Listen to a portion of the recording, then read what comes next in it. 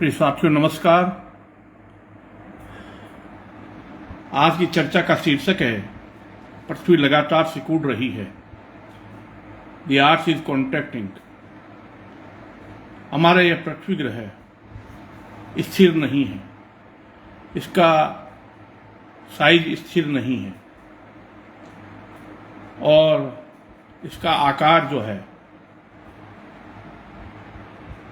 इसका आकार निरंतर घट रहा है। इसका साइज बड़े से छोटा हो रहा है और बड़े से छोटे होने से इसके क्या परिणाम निकलेंगे, क्या इफेक्ट आएंगे। हमारा ये पृथ्वी ग्रह देखिए आपके सामने, मेरे पास में अलग अलग ग्लोब है और वर्तमान में पृथ्वी इस तरह से एक छोटे ग्लोब की तरह है, इस छोटे ग्लोब की तरह है। और पृथ्वी पहले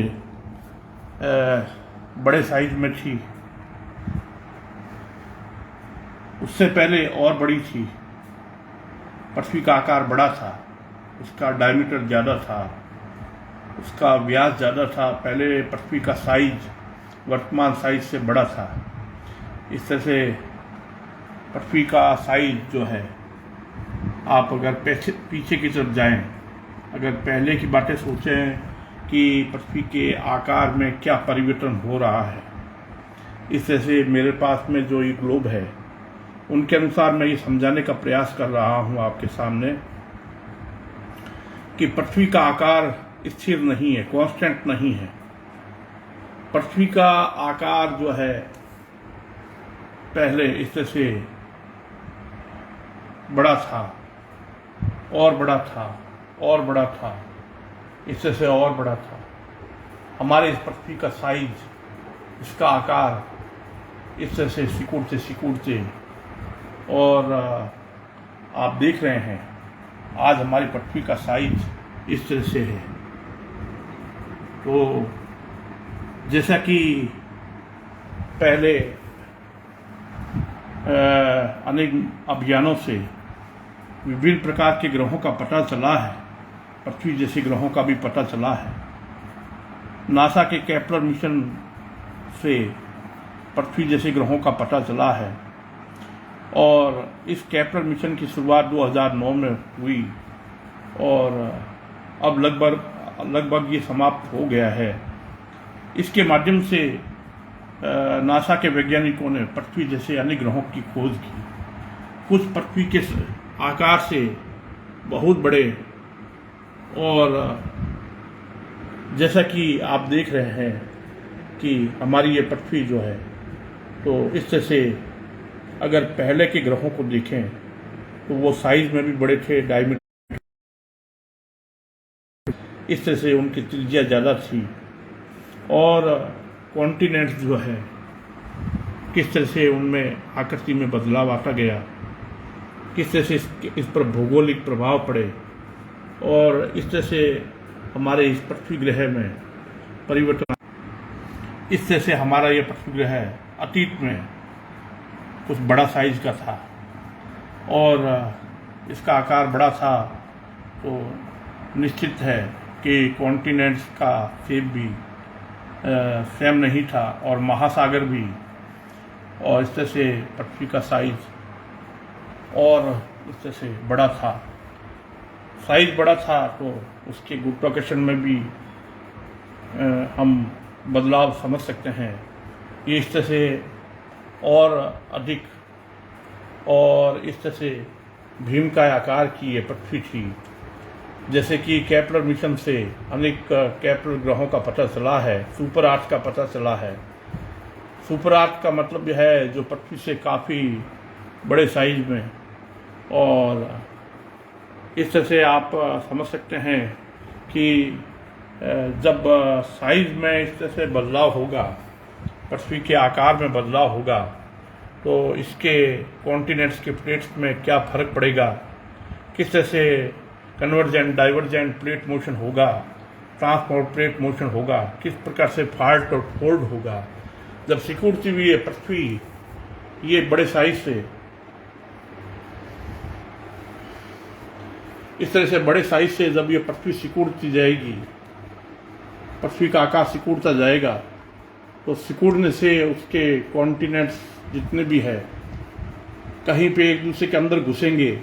कहीं पे एक दूसरे से दूर हटेंगे, कहीं एक दूसरे से पास से निकलेंगे। और इस तरह से आप समझ सकते हैं कि divergent plate motion, convergent plate motion और ट्रांसफॉर्म प्लेट मोशन क्यों होगा, फॉल्ट और फोल्ड क्यों होगा, सबडक्शन क्यों होगा। इस तरह से आप समझ सकते हैं कि सिकुड़ते हुए ग्रह में इस तरह से महासागरों का पानी, महासागरों में पानी का लेवल कैसे इस तरह से बदलाव आएगा और ग्लेशियर किस तरह से पिघलते जाएंगे, क्योंकि सिकुड़ते हुए ग्रह में लगातार इस तरह से आप देख रहे हैं तो जीव जंतुओं का साइज भी छोटा होता जाएगा। जो डायनासोर भीम का साइज के थे उनका साइज भी कम होता जाएगा और इस तरह से दूसरे जीव जंतु, पेड़ पौधों, प्राणियों के आकार में भी बदलाव होगा। प्रिय साथियों, इस तरह से अगर आप एक सिकुड़ते हुए ग्रह की कल्पना करें, अगर इस तरह से आप सोचें, देखिए आपके सामने मैं सीरीज वाइज बता रहा हूँ, इस तरह से सीरियल वाइज बता रहा हूँ कि एक ग्रह सिकुड़ता हुआ किस तरह से भौगोलिक परिणाम निकलेंगे। और सिकुड़ते हुए ग्रह की कल्पना करना और इमेजिनेशन करना इतना आसान नहीं है कि हम क्या क्या बातें समझाएंगे, ग्रेविटी को कैसे समझाएंगे और कैसे उसके द्रव्यमान में कमी होती जाती है, उसका द्रव्यमान कम होता जाता है, कैसे वो उसकी एनर्जी, हीट वो लॉस करेगा और कैसे उसके मैग्नेटिक फील्ड में भी बदलाव आएगा। तो ये एक बहुत ही सोचनीय और विचारणीय बात है कि पृथ्वी का आकार घटता जाएगा तो उसके अनुसार पृथ्वी के बारे में हम अनेक तरह की बातों को सोचेंगे कि सभी प्रकार के महाद्वीप हैं, चाहे उत्तरी अमेरिका हो, दक्षिण अमेरिका हो, अफ्रीका हो और यूरोपियन कंट्रीज हो, तो किस तरह से कई जगह पहाड़ बन जाएंगे और सिकुड़ते हुए ग्रह में जब कॉन्टिनेंट्स इस तरह से एक दूसरे के इस तरह से निकट आएंगे। और आप सोच सकते हैं कि एक्सपेंडिंग आर्ट्स और कॉन्ट्रैक्टिंग आर्ट मॉडल में किस तरह से फर्क साफ दिखाई देगा। तो आपके सामने मैंने इस तरह से ये जो 7 ग्लोब है, छोटे से लेकर के बड़े ग्लोब है, उनके माध्यम से ये समझाने का प्रयास कर रहा हूं मैं कि देखिए कि पृथ्वी अगर सिकुड़ेगी तो सभी जितने भी इसके द्वीप और महाद्वीप हैं, छोटे बड़े द्वीप और महाद्वीप हैं, उनमें क्या भौगोलिक परिणाम आएंगे, कैसे जीव जंतुओं में फर्क पड़ेगा और कैसे इस पे पानी में फर्क पड़ेगा और कैसे इसकी ग्रेविटी में फर्क पड़ेगा। तो इस तरह से अगर एक ग्रह सिकुड़ेगा, इस तरह से सिकुड़ता जाएगा तो उसके परिणाम ये निकलेंगे कि कहीं पे सबडक्शन होगा, कहीं पे कॉन्ट्रैक्शन होने से, इस सिकुड़ने से प्लेट मोशन जो होगा, कन्वर्जेंट डाइवर्जेंट प्लेट मोशन होगा। और ये सब अचानक नहीं होगा, तो ये सब एकदम अचानक नहीं होगा, बल्कि ये बहुत ही धीमी गति की परिणाम प्रक्रिया है और इसमें हजारों लाखों वर्ष लग जाते हैं। और इस तरह से ये एक ग्रह के सिकुड़ने की जो प्रोसेस है इतनी लंबी और विशाल होती है कि कई हजार, कई लाख वर्ष निकलने से जो हम सोच रहे हैं, इस प्रकार से वॉल्केनो इरप्शन के परिणाम आएंगे, भूकंप आएंगे, सुनामी आएंगे। और ये सब चीज़ें जब पृथ्वी पर होगी तो आप सोचिए कि सिकुड़ते हुए ग्रह की कल्पना करना एक हमारे लिए बहुत ही अलग प्रकार की कल्पना है, जिसमें हम ये सोच सकते हैं कि हमारे जितने भी द्वीप और महाद्वीप हैं, छोटे बड़े द्वीप महाद्वीप हैं, उनकी आकृति पर भी फर्क पड़ेगा, उनके शेप पर भी फर्क पड़ेगा, उनके क्या है कि सभी प्रकार के जो मिनरल्स, रॉक्स है और फॉसिल्स है, वो सभी पर परिणाम दिखाई देने लगेंगे। तो इस प्रकार से आप सोच सकते हैं कि पृथ्वी पहले छोटी थी तो उससे पहले बड़ी थी, उससे पहले और बड़ी थी, उससे पहले और बड़ी थी। और इस प्रकार से पृथ्वी का साइज जो है, इस तरह से भीम का साइज के आकार में पृथ्वी जब थी, तो आप सोच सकते हैं कि जब पृथ्वी इस प्रकार से भीम का आकार में थी, तो उस समय डायनासोर का जुरासिक युग कैसा था, और इस प्रकार से क्रिटेशियस, पर्मियन, सभी प्रकार के इयॉन हैं, उनकी क्या स्थिति रही होगी। हम ये कहना चाहते हैं कि पृथ्वी का एक्सपेंडिंग मॉडल है, वो हम उससे एग्री नहीं करते। यानी कि पृथ्वी जो है लगातार बड़े से छोटे साइज में सिकुड़ती जा रही है। इसके कारण हम ये देते हैं, हम इसके पीछे ये लॉजिक देते हैं कि अनेक प्रकार के विश्व के अभियानों से, चाहे यूरोपियन स्पेस एजेंसी के माध्यम से हो या दूसरे के नासा के अभियानों से हो, चाहे और अभियानों से हो, तो अनेक प्रकार के ग्रहों का जो पता चला है, और उनसे ये पता चला है कि पृथ्वी से बड़े साइज के जिनका द्रव्यमान ज़्यादा है, त्रिज्या भी ज़्यादा है, डायमीटर ज़्यादा है, और जिनका क्या टेम्परेचर भी ज़्यादा है, ग्रेविटी भी ज़्यादा है, इस तरह से बड़े साइज के ग्रह मिले हैं जिनको हम सुपर आर्थ कह सकते हैं, और इस प्रकार से केपलर ग्रह भी कह सकते हैं। तो आप समझ सकते हैं कि एक ग्रह के सिकुड़ने से उसके भौगोलिक परिणाम क्या आएंगे, और किस तरह से उसके जितने भी कॉन्टिनेंट्स हैं उनमें मूवमेंट कैसे होगी। और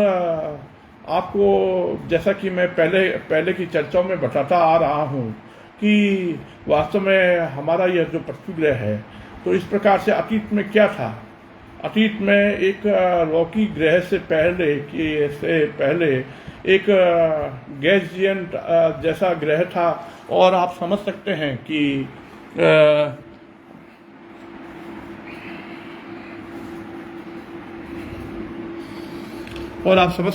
कि इस प्रकार से आप एक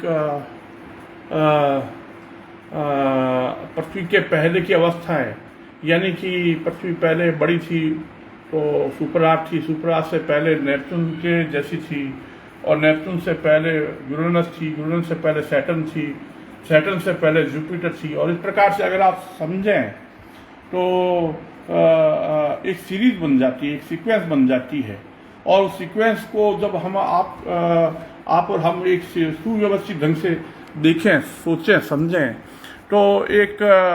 पृथ्वी जैसे ग्रह का ओरिजिन, जन्म कैसे हुआ, किस तरह से वह अस्तित्व में आया। तो बृहस्पति और शनि के बीच के अनेक ग्रह मिले हैं, शनि और यूरेनस के बीच के अनेक ग्रह मिले हैं, यूरेनस और नेपच्यून के बीच के भी अनेक ग्रह मिले हैं, और नेपच्यून सुपर आर्थ और सुपर आर्थ से पृथ्वी, इस तरह से अनेक ग्रहों का पता चला है।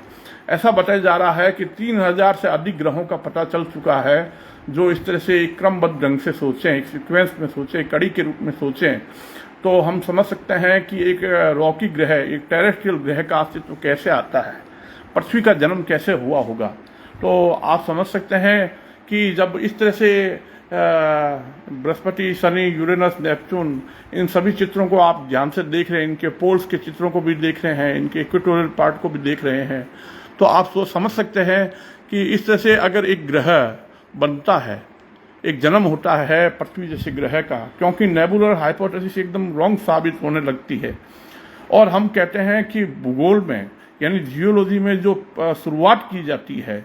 कि पृथ्वी के जन्म की, सौरमंडल के जन्म और विकास की, और दूसरे ग्रहों की, तो आप सोचिए कि पृथ्वी का जो विकास है, जब इस तरह से नहीं हुआ, नेबुलर हाइपोथेसिस के अनुसार नहीं हुआ, इस तरह से ट्रांसफॉर्मेशन से हुआ, इस तरह से कन्वर्जन से हुआ, ट्रांसफॉर्मेशन से नहीं हुआ, ट्रांसफॉर्मेशन से हुआ, कन्वर्जन से हुआ,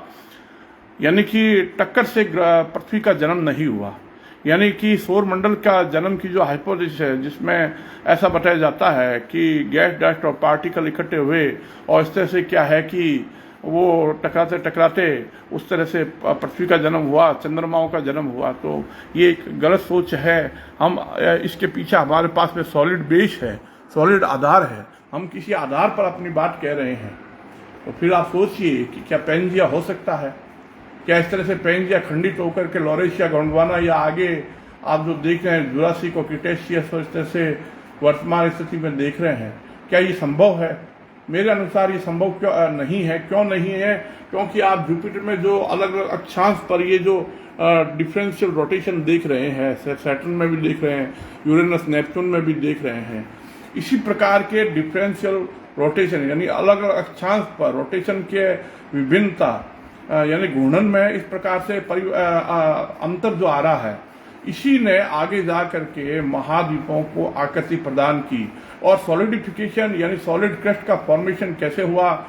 आप मेरी बात समझ चुके हैं कि इस प्रकार से ट्रांसफॉर्मेशन कन्वर्जन से ही सॉलिड क्रस्ट और इस प्रकार से अस्तित्व में आया। और इस प्रकार से वोल्केनो इरप्शन होता रहा जुपिटर, सैटर्न, यूरेनस, नेपच्यून में जो आप देख रहे हैं। तो आपको मैं ये क्लियर कर दूं कि इस प्रकार से जो साउथ अमेरिका और अफ्रीका के एक दूसरे में फिट होने की बात कही जाती है, यह एक असंगत बात लगती है। यानी इस तरह से क्या है कि अगर डिफरेंशियल रोटेशन के द्वारा हम समझाते हैं तो फिर हम उन प्रमाणों के बारे में क्या कहेंगे जो अल्फ्रेड वेगनर की थ्योरी में, सुपर कॉन्टिनेंट की थ्योरी में, origin of continents and ocean की थ्योरी में बताए गए हैं कि इस प्रकार से फॉसिल्स, रॉक्स जो है, इस प्रकार से जीव जंतु है, वो अलग अलग महाद्वीपों पर इस तरह से कैसे पहुंच गए। तो हम ये कहना चाहेंगे कि लॉन्ग टाइम डिफरेंशियल रोटेशन इस तरह से लगातार एक कॉन्टिनेंट से दूसरे कॉन्टिनेंट पर सिमिलर मिनरल, सिमिलर रॉक्स पहुंच जाती है। और इस तरह से आपके सामने मैं ये बताना ये भी चाहता हूं कि आप जो ये देख रहे हैं मिड अटलांटिक रिज यानी एक तरह का कॉन्टिनेंटल ड्रिफ्ट का परिणाम बताया जाता है। तो ये क्यों हुआ? ऐसा कुछ भी नहीं था। ये जो कॉन्टिनेंटल ड्रिफ्ट का महाद्वीपों के अलग अलग होने को बताया जाता है, इस तरह से हम इसको एक नए तरीके से समझा रहे हैं। तो आपके सामने जिस तरह से ये नॉर्थन हेमिस्फीयर और साउथर्न हेमिस्फीयर का जो ये डिजाइन है, पैटर्न है, ये किस तरह से बना और किस तरह से कॉन्टिनेंट का ये पैटर्न बना, किस तरह से ये कॉन्टिनेंट इस शेप में आ गए, हम एक भिन्न रूप में समझा रहे हैं, एक अलग तरीके से समझा रहे हैं। तो पृथ्वी पर ये संरचनाएं, महाद्वीपों की ये संरचनाएं जिसको जियोमॉर्फोलॉजी शायद कहा जाता है, और इस तरह से आप देख रहे हैं अंटार्कटिका की ऐसी शेप का कारण क्या है। और इस तरह से आपके सामने जो आर्कटिक एरिया है, इस तरह से ग्रीनलैंड, कनाडा के ऊपर, इस तरह से क्या है एशिया के ऊपर, रूसिया के ऊपर, इस तरह से। तो इसके पीछे मूल कारण आपको मैं ये कहना चाहूँगा कि वास्तव में क्या है कि इस तरह से डिफरेंशियल रोटेशन जो लंबे समय तक चलता रहा, इसी के कारण ये संरचनाएं उत्पन्न हुई। इसी के कारण भिन्न भिन्न महाद्वीपों पर, अलग अलग महाद्वीपों पर समानताएं उत्पन्न हुई। और इस तरह से आप ये सब जो देख रहे हैं, ये इसके पीछे एक लॉन्ग डिफरेंशियल रोटेशन की प्रोसेस है जो जुपिटर, सैटर्न, यूरेनस, नेपच्यून और आपके सामने जिस तरह से ये हवाओं का और पानी का जो मूवमेंट है, इस तरह से आप जो देख रहे हैं, ये रेमिनेंट है। ये सब रेमिनेंट है, उस डिफरेंशियल रोटेशन के परिणाम है। ये उस डिफरेंशियल रोटेशन के कारण आज हम उस रेमिनेंट को आपके सामने देख रहे हैं। तो एक तो पृथ्वी कॉन्टैक्ट हो रही है और साथ में यानी कि सिकुड़ रही है, यानी कि ग्लोब का यानी पृथ्वी का आकार घट रहा है। तो ऐसे घटते हुए ग्लोब में, ऐसे सिकुड़ते हुए ग्लोब में, पृथ्वी में कॉन्टिनेंटल ड्रिफ्ट कैसे हुआ होगा, कैसे मिड अटलांटिक रिज का निर्माण हुआ होगा और दूसरी रिजेज का निर्माण हुआ होगा। तो भारत इस तरह से आपके सामने जिस तरह से बताया जाता है कि इंडिया की उत्पत्ति ऐसे हुई, तो जब हम सुपर कॉन्टिनेंट को रिजेक्ट कर रहे हैं और कैसे समझा रहे हैं कि इस प्रकार से ट्रांसफॉर्मेशन के द्वारा पृथ्वी पर सॉलिडिफिकेशन और इस प्रकार से कॉन्टिनेंट्स का फॉर्मेशन हुआ, इस प्रकार से अफ्रीका और अमेरिका, साउथ अमेरिका जुड़े हुए नहीं थे। तो ये जो डिफरेंशियल रोटेशन हम दिखा रहे हैं, आप जुपिटर में देख रहे हैं, देखिए जुपिटर में ये अलग अलग अक्षांश पर जो ये आप देख रहे हैं इस तरह से, और इस तरह इसके नॉर्थ पोल और साउथ पोल पर देख रहे हैं। इसी प्रकार से आप सैटर्न में भी देख रहे हैं, ये देखिए सैटर्न में भी है। इस तरह से सैटर्न में भी है, इस तरह से आप देख रहे हैं। तो ये संरचना है, ये कहाँ से आई? ये इस प्रकार से डिफरेंशियल रोटेशन के परिणाम से, डिफरेंशियल रोटेशन के कारण इस प्रकार से हमारा ये पृथ्वी जो ग्रह है, इस पर सभी द्वीप और महाद्वीपों की संरचनाएं इसी प्रकार के डिफरेंशियल रोटेशन का परिणाम है। तो आप जो ग्लोब को आज इस रूप में देख रहे हैं और प्रकार से भौगोलिक चेंजेस देखते रहते हैं, तो अब डिफरेंशियल रोटेशन पृथ्वी में काफ़ी कम हो गया है और रेमिनेंट के रूप में, और जुपिटर, सैटर्न, यूरेनस, नेपच्यून में जो है वो अब पृथ्वी में बहुत धीमा और हल्का हो गया है। तो इस प्रकार से सुपर कॉन्टिनेंट जैसा कुछ भी नहीं था। इस प्रकार से ना तो पेंजिया था, ना लोरेशिया गोंडवाना था। इस प्रकार से आप जो देख रहे हैं जुरासिक और क्रिटेशियस, तो आप जब अंटार्कटिका को देखते हैं कि अंटार्कटिका की आकृति ऐसी क्यों है, किसी सुपर कॉन्टिनेंट के ब्रेकिंग के कारण ऐसा नहीं हुआ। किसी सुपर कॉन्टिनेंट के ब्रेक होने से इस प्रकार से अंटार्कटिका की ऐसी शेप नहीं बनी। ना ही आर्कटिक में जिस प्रकार से आप छोटे बड़े द्वीपों को देख रहे हैं, जिनकी शेप देख रहे हैं, उनकी आकृति देख रहे हैं, ऐसी बनी। तो इसके पीछे मेन रीजन जो है, मुख्य कारण जो है, वो एक बहुत लंबी प्रक्रिया जो डिफरेंशियल रोटेशन की चलती रही, और इसका परिणाम ये हुआ कि आज हम पृथ्वी पर ये इस प्रकार की संरचनाएं आपके सामने देख रहे हैं कि ये जो उत्तरी और दक्षिण अमेरिका के बीच में इस प्रकार से बेंडिंग है, इस प्रकार से ऑस्ट्रेलिया और एशिया के बीच में ये जो इस तरह से है, और इस तरह से आप ग्रीनलैंड के पास में ये बेंडिंग के निशान आज भी मौजूद है, और ये डिफरेंशियल रोटेशन का कारण है। तो ये जो संरचनाएं हैं, ये इस प्रकार की संरचनाएं हैं, उसके पीछे एक बहुत विशाल लंबी प्रक्रिया है। उस प्रक्रिया का परिणाम ही है कि आज हम इस प्रकार की संरचनाएं पृथ्वी के महाद्वीपों में देख रहे हैं। तो प्रिय साथियों,